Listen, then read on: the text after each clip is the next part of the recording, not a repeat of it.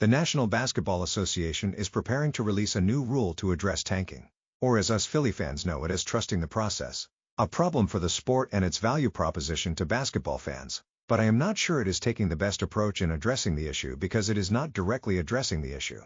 For example, the league wanted to address the issue it had with load management, where healthy players sat out games they could have participated in order to avoid injury. In doing so, the league instituted a minimum game number without consideration of injury or whatever.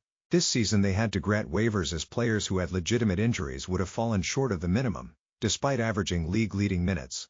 The problem is that you are not directly addressing the problem. A common issue where people do not want to appear as the bad guy so they dance around the issue. If you wanted to better address the issue, then the rule should be structured as a set maximum allowable games with a non-diagnosable injury, and limit a team's ability to have multiple players in that category. The risk would be that a team may make it worth a person's medical license. To address tanking, the league is changing the number of opportunities for the 3 teams that finish in what is basketball's relegation zone, which is the lowest 3 ranked teams. In soccer, the lowest 3 teams are relegated into a league below their current league. Teams finding themselves in this zone, they will get 2 balls in the draw rather than 3 the teams between them and the play-in teams.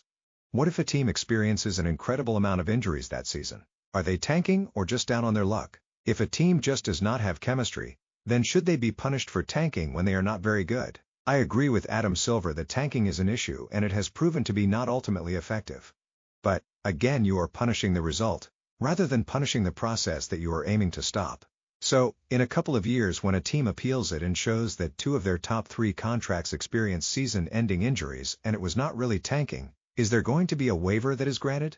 Maybe it makes more sense to be able to have a committee that determines a team is tanking and applies a prescribed punishment for tanking, like placing the team in between the play-in teams and playoff teams in the draft. I believe that a more effective deterrent is if you apply the punishment to the crime rather than the result and then having to work backwards only to realize it is wrong. Rather be a bit more process-focused and punish the process, because my Sixers show that you cannot really trust it consistently.